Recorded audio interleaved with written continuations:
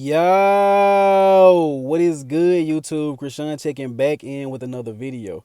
First things first, if you're watching this video, go ahead and drop a like, drop a sub, and drop a comment as well.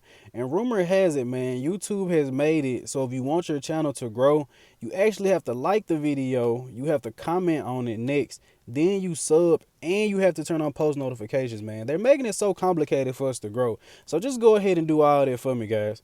But starting off the video today, we're going to talk about this posing update that we got from Big Ramy taken by Dennis James while he was in Dubai. And Dennis James actually said Big Ramy starts his prep now. So I believe Chad Nichols said that Big Ramy took about 7 to 8 months off of training last year. I believe he said he only prepped Ramy with 3 months this year. I don't know exactly how true that is, but I do know Chad was very ill last year for a lot of the year. Actually, so to say, he was on his deathbed. Glad he's doing a lot better now. But I'm very interested to see what Big Ramy is going to bring to the stage this year. But I'm interested, why did they start Big Ramy's prep now? I don't think he needs to prep this much. And prep kind of says that they're going to start dieting down, which makes me wonder, are they about to downsize Ramy some so he can come in a lot more condition? Because I would think now would be to start Ramy's off season and to start lifting weights so Big Ramy can get bigger. In another interview that Chad Nichols said, I believe it was with Bodybuilding and BS, he said that he wants to make next year's Ramy similar to the 2003 version of Ronnie Coleman, coming up at this 2022 Mr. Olympia. So he was able to do that. That would be amazing. But apparently Big Ramy is starting his prep now, so. And in our next story of the day, we're actually going to take a look at Nick Walker. And I know this is just a mirror pic that he posted up on the story, but just from taking a quick look at it, Nick actually looked like a pretty aesthetic bodybuilder in his picture. He actually looks like his waist is kind of small. And with everyone talking about how wide Nick's waist is and his stomach is distended, even I say his waist is wide sometimes, I might as well put out something where Nick actually looks like he has a pretty small waist. But on another note, Nick just had an amazing season this year. He came in, he won the New York Pro. He also won the Arnold Classic and took top 5 at his first Mr. Olympia. So he won the 2 biggest shows in bodybuilding next to the Mr. Olympia, and I believe only his second season as a pro. I know his first season he did the Chicago Pro, and I believe he took 4th. But man, this is insane. Even the package that Nick brought to the New York Pro, as soon as I seen him, I was like, this is next level, but I honestly wasn't thinking that Nick could improve on it. I honestly believe his best showing was at the Arnold Classic. I believe his posing was a little better at the Arnold Classic, and I believe his body may have been a little worn down after the Mr. Olympia. On a podcast, he actually asked Ian, does he feel kind of burnt out after having done so many shows? But I felt like he may have also felt that way. That's why he asked. But Nick was not too happy with that 5th place, and of course it was very arguable between him and Hunter Labrada. So Nick also said his Mr. Olympia prep begins, and man, I'm very excited to see what Nick is going to bring to the stage next year. If he can keep his waist in check, man, Nick makes any more improvements, man, it's going to be scary. He's definitely going to be trying to fight into that top 3 next year. And in our next update of the day, we actually have a physique update from Ramon Quiros. I'm not sure if that's how you pronounce his last name, so I'm just going to call him Ramon Dino.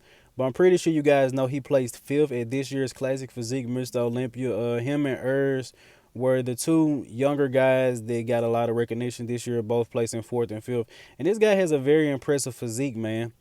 He's from Brazil, has a huge fan base. I believe he has around 700 to 800K on the channel. So I know a lot of people like him, so I wanted to go ahead and get him up on the channel.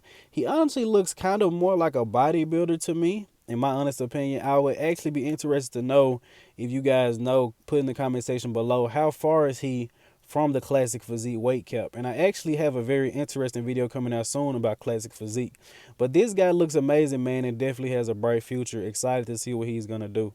And staying on the topic of Classic Physique, we get this physique update from Robert Timms. And Robert Timms is one of my favorite athletes in Classic Physique, man. I love his physique. I love his personality, his mindset, and all. You guys should follow him on Instagram at Mr. Classic Physique. He does a lot of Q&As, and they're actually very informative. But I believe Robert placed 10th at this year's Mr. Olympia. I believe, I'm not sure. The main knock on him is people say that his legs aren't proportional to his upper body. But in all honesty, I like the quads from the front, but I do believe that he can improve on his hamstrings from the back. Hopefully, if he does that, he'll be able to move up. And still staying on the topic of classic physique, we're going to talk about Bryan Jones because apparently Bryan has decided to go up to the open division. Now, I'm actually not too sure about these Olympia placings. For some reason, they're slipping my mind. I believe Bryan placed around 8th at this year's Mr. Olympia Classic Physique. He may even placed ninth. I believe he placed ninth. I believe he placed right ahead of Robert Timms because I believe I had Robert ahead of him. But this guy is amazing, man. Has a very amazing physique, and I'm excited to see what he's gonna do in the open division.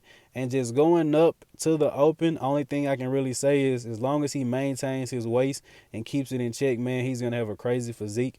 Bryan Jones could still improve some from the back, but other than that, as long as he keeps his waist in check and is able to bring out his back more. Hopefully he brings up his calves. It isn't too big of a deal, but he does have small calves and very flaring quads, which doesn't make it look any better.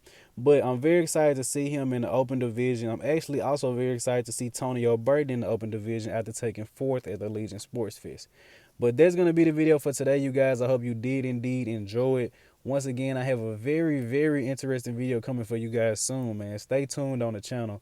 And once again, for some reason, YouTube is making it so complicated, man. You have to like, comment, sub, and turn on post notifications for my channel to grow, man. That's crazy. But just go ahead and do all that, and I'm out.